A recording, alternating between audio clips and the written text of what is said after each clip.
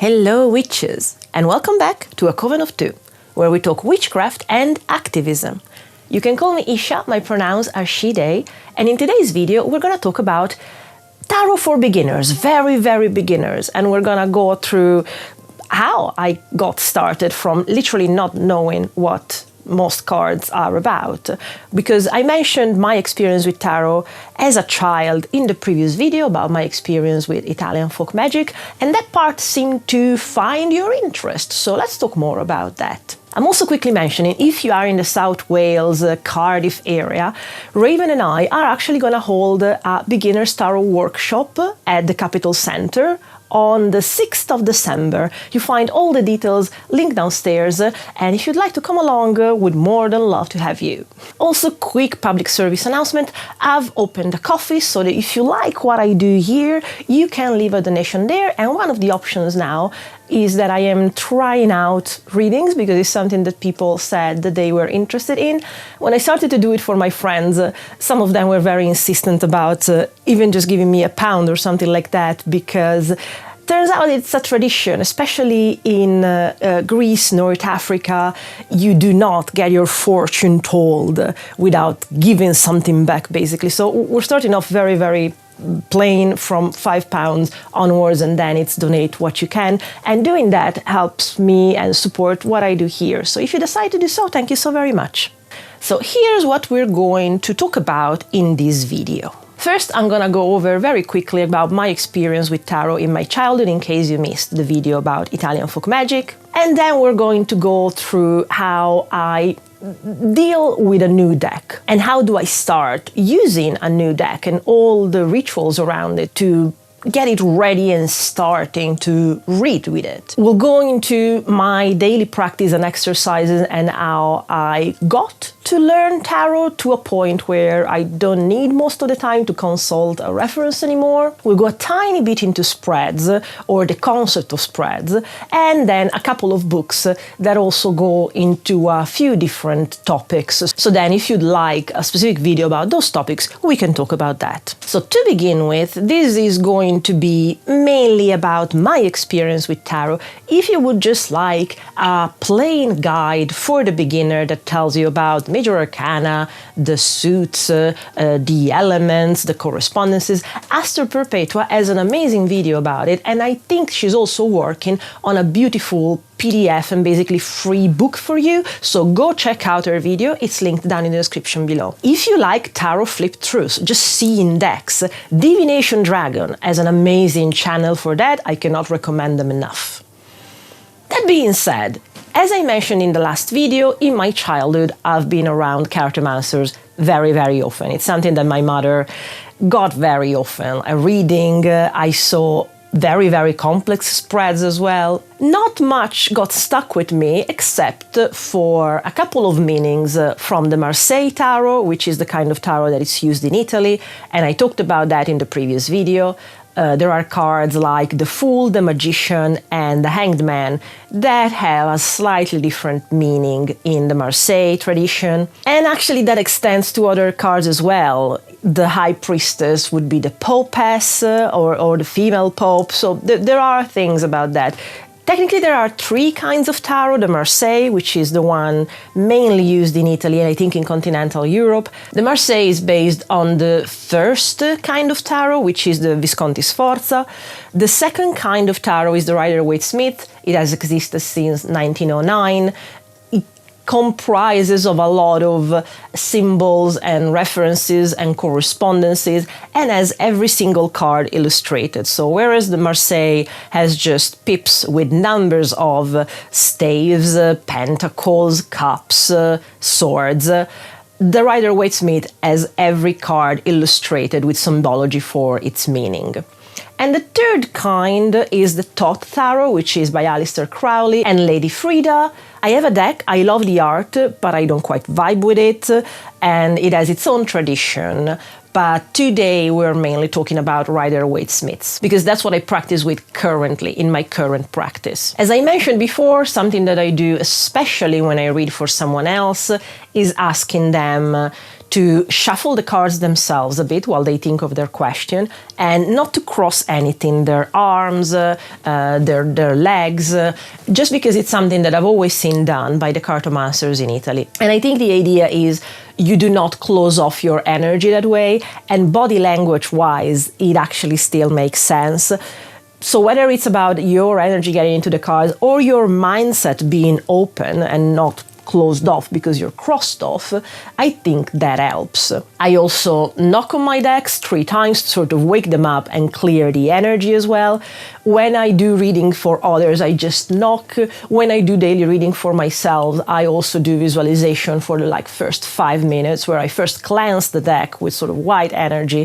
And that's something that I do, and I don't know where it came from. I just do it.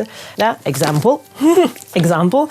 Other than just keeping it in my hands and visualize the white energy after grounding, I also take the deck, not in the box, but I take the deck, I put it to my heart, I close my eyes, and what happened that I started to visualize, and I didn't plan on it, is to see tendrils coming out of my heart area. Usually they are a golden green hue, and I see these tendrils going around the deck and pulling the deck within my heart, and basically that way, I guess, taking my energy.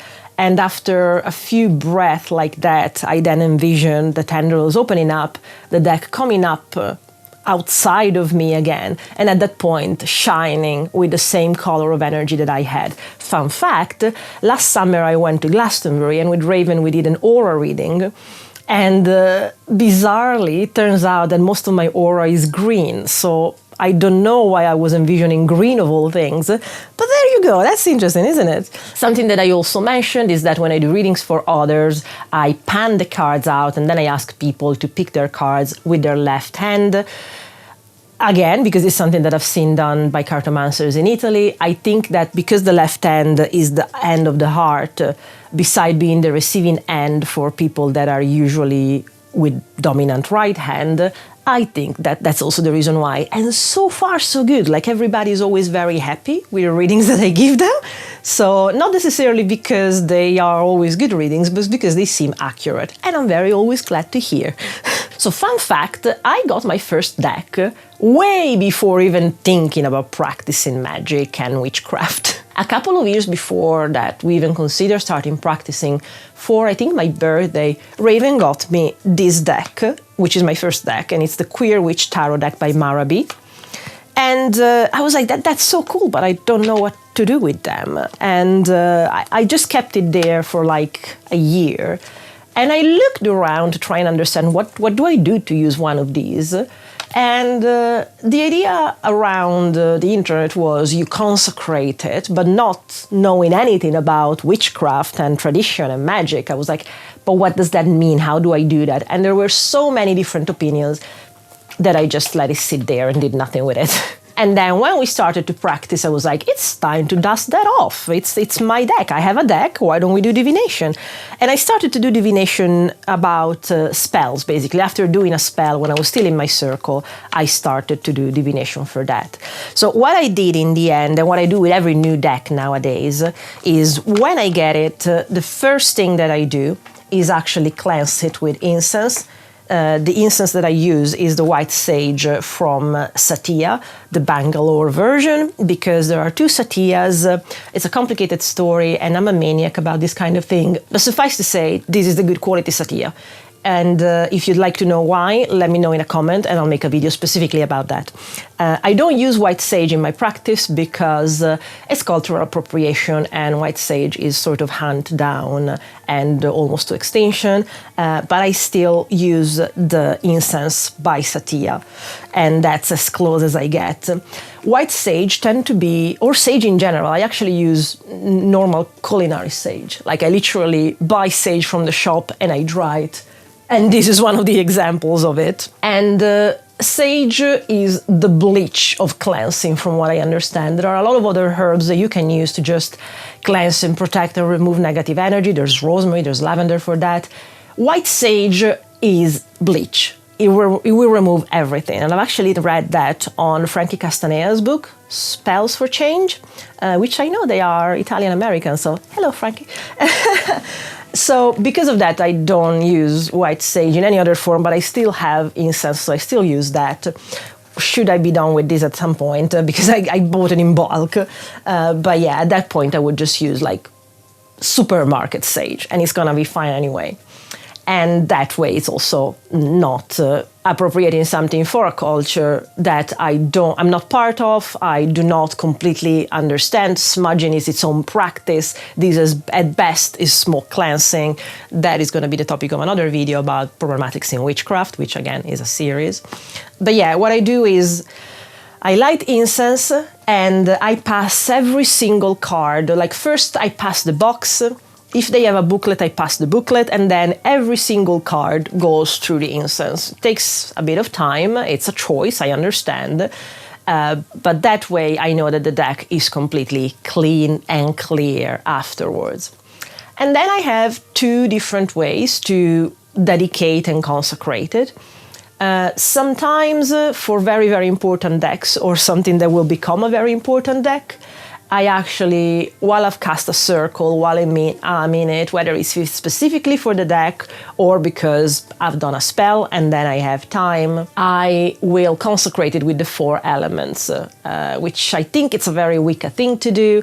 But that way, like I have some water and salt, and I go around the 4 sides of my altar, basically, blessing it with the elements. And then on top of that, sometimes I use an essential oil. I've used lavender in the past for one of my decks because it's supposed to help with vision and divination, so I've used that. I think in the future I might use mugwort as well because I found a plant of mugwort in the wild here in Cardiff, so I'm definitely gonna do stuff with that. But that's my process with it. Sometimes, most decks, actually what happens, their consecration is simply sleeping on my bedside table for 1 to 3 days. That way they sort of absorb my energy. And then after that, the first thing that I do is an interview spread. And I found it like at the very beginning of my practice. And actually every single tarot deck that I sell on my Etsy shop comes with the interview spread because I find it very useful. It basically gives you the mood, the interest that this deck has in helping you.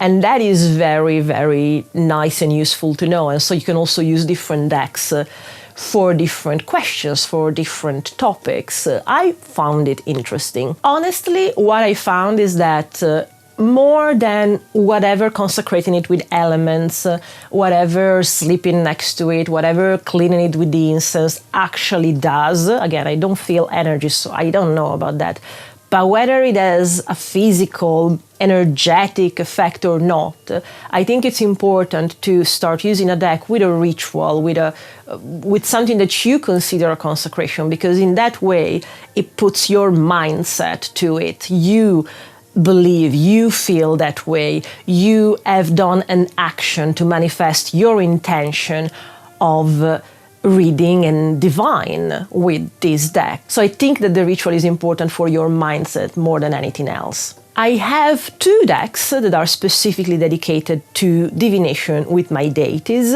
How did I choose that they are dedicated to deities?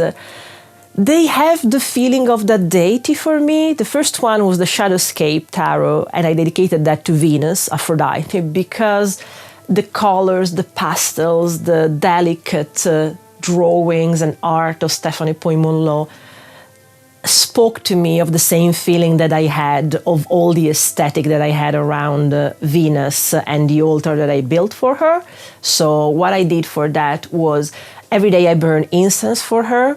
And something that I did was burn incense for that day on top of the deck, so that asking her as well that through that burning of something dedicated to her, she could speak to me then through that deck. And I think she does. The readings that I get are very consistent. It's very intriguing. I've recently dedicated a deck to Vesta. I wanted another and then I couldn't get that. It was a bit complicated.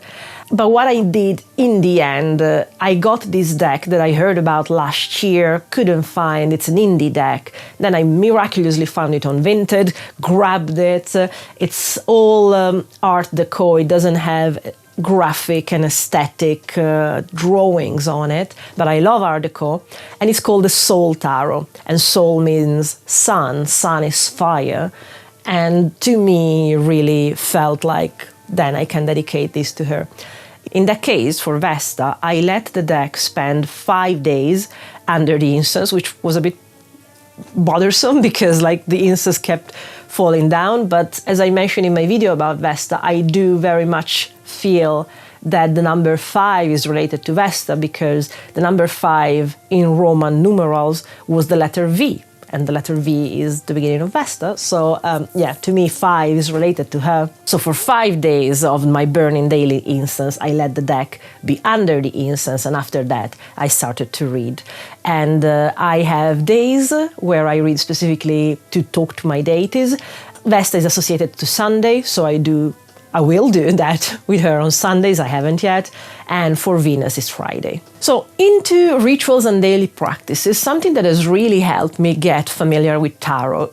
At the beginning was just doing one card reading for the day. So again, I do my visualization to clear the deck, I let it connect to my energy, keeping it on my heart, I shuffle it, and then whether a card falls or whether at some point I feel that it's time to stop and take a card, that card was the card of the day.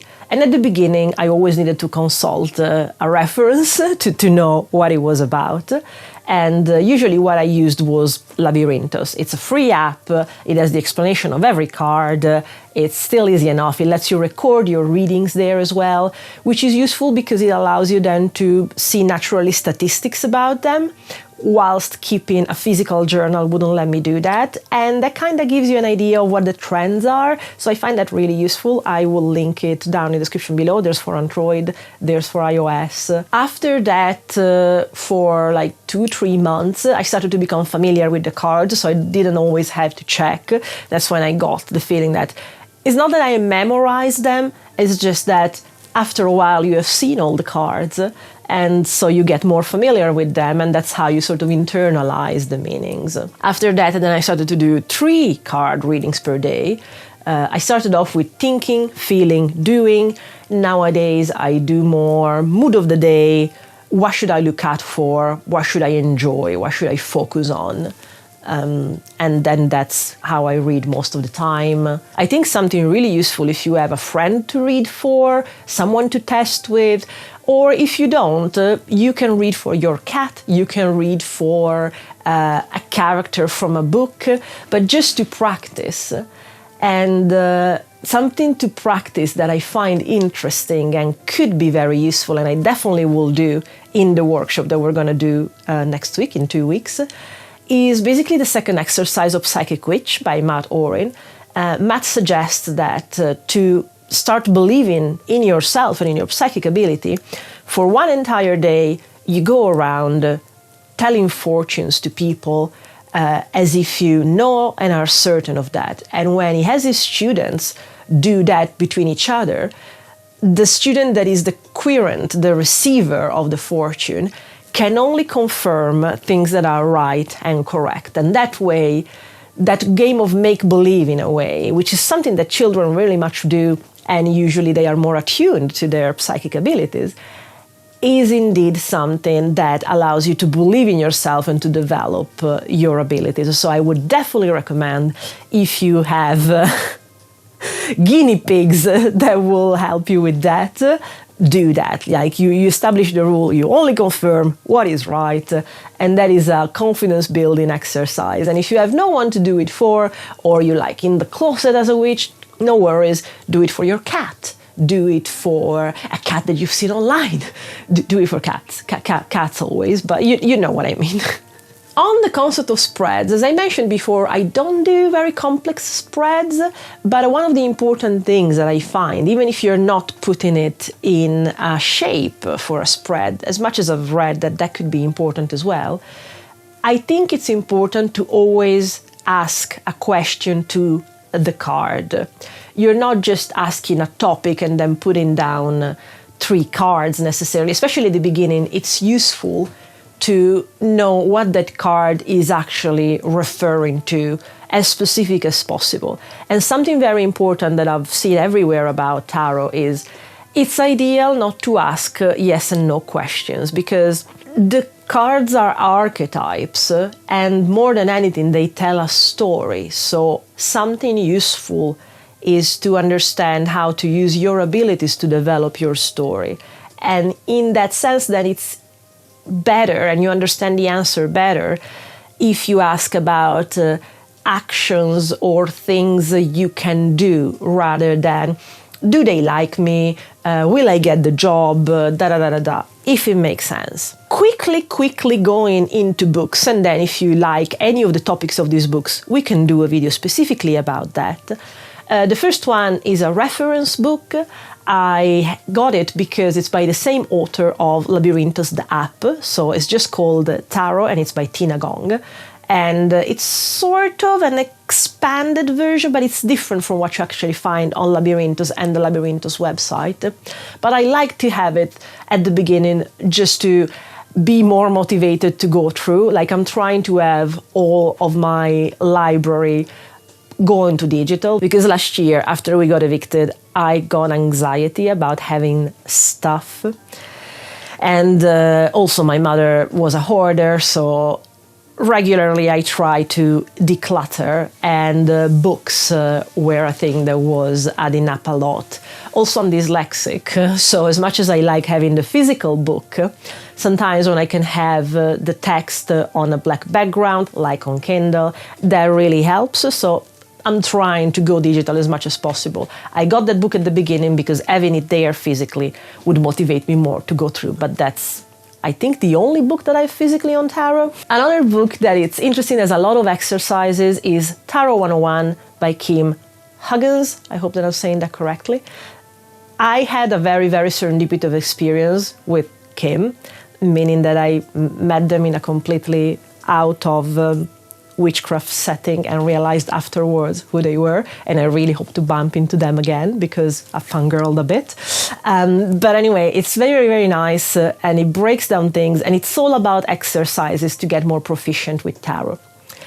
Another one that I adore, I'm currently going through, and there is so much of it that I will bring to the workshop, because the workshop is also organized by Queerdos, who is an organization here in Cardiff that is dedicated to queer autistic people. So I was like, let's do a workshop on tarot where we try as much as possible to queer the tarot. And of course, there's Queer in the Tarot by Cassandra Snow, which is very good, but it's mainly about how you queer the meaning in a reading, and that's it. What Charlie has done in Radical Tarot, which is the book that I adore, is not only the queering of the meaning, but they bring so much history of how the decks evolved. And most importantly, they bring so much feminist literature and intersectional literature into it, which I think is amazing. In my head is the Trojan horse of, you came for the witchcraft, you're gonna stay for the Overlord references and all the feminist stuff that shows you that Charlie knows their stuff. So I absolutely adore Radical Tarot. If you're getting one book, get Radical Tarot. Am I biased? I don't think I'm biased. I also have, like, this is the Fifth Spirit Tarot, which they made as well. And it's very diverse, and I absolutely adore it because as a queer non-binary person, I love to see this kind of diversity. I love to see breaking the gender binary and the rules that have been imposed for hundreds of years. Archetype evolve, and Charlie got that absolutely right. There is so much work and history, and there are so many references. The bibliography alone of the work of Charlie is...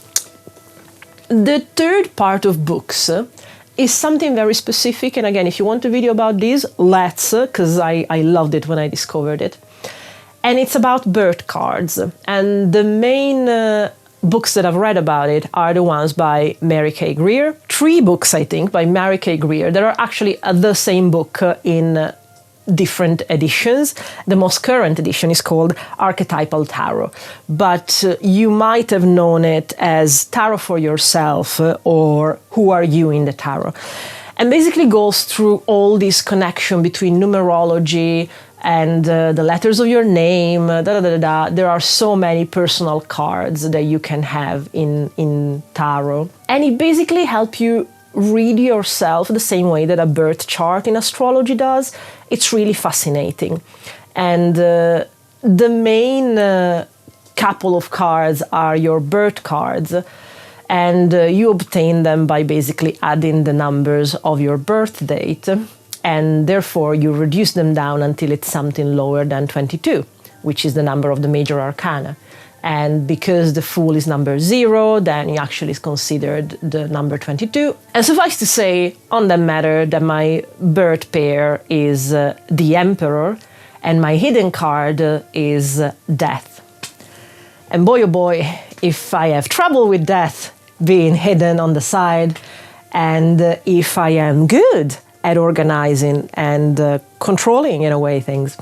So it's very, very interesting.